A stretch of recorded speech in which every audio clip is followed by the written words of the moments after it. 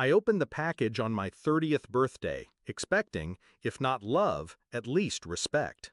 Inside was a crumpled, second-hand dress, tag dangling with $15 scrawled in fading ink. A text followed seconds later. "Sorry, but we spent your money on your sister's trip. She is a priority for us." Priority. That word burned more than the dress ever could.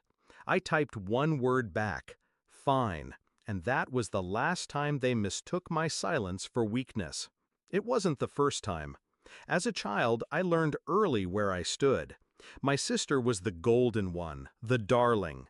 She got piano lessons, private tutors, birthday parties with guests spilling out the door. I got excuses. "We'll make it up to you. Next year will be different." Next year never came. By the time I was old enough to earn my own money, they'd already learned the rhythm. My labor for her luxury. My savings drained for her tuition. My weekends gone to cover her mistakes. And still, I stayed. Because family is supposed to mean something. Until that dress. That night, I didn't cry. I didn't rage. I sat at my kitchen table with the dress spread out like evidence. 30 years. 30 years of bending, of breaking, of settling for scraps. And they had the audacity to mail me trash wrapped in paper and call it love? So I planned, not for payback, but for liberation. The next day, I went to the bank. I closed the joint account I'd once opened to help with emergencies. I froze the credit card I'd quietly been paying off in their names. Every string they had tied to me, I cut. I transferred my savings into new accounts. I updated my will. And most importantly, I changed the beneficiary of the investment portfolio they had always assumed would be theirs. All of it redirected, away from them. Then I waited. It didn't take long.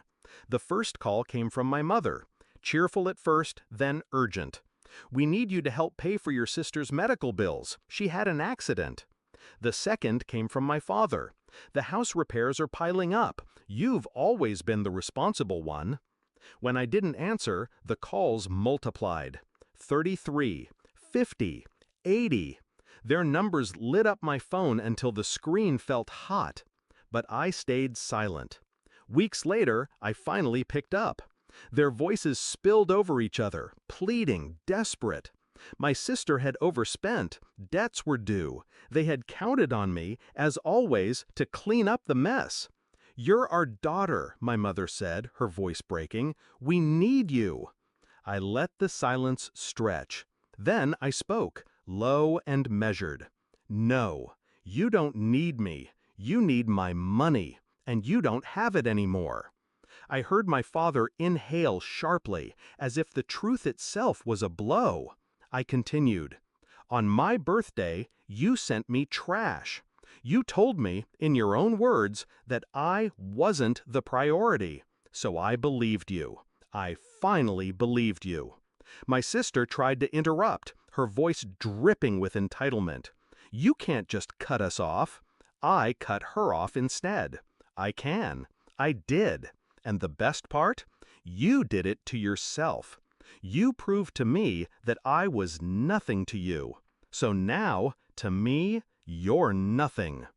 The line went silent. For the first time in 30 years, they had nothing to say.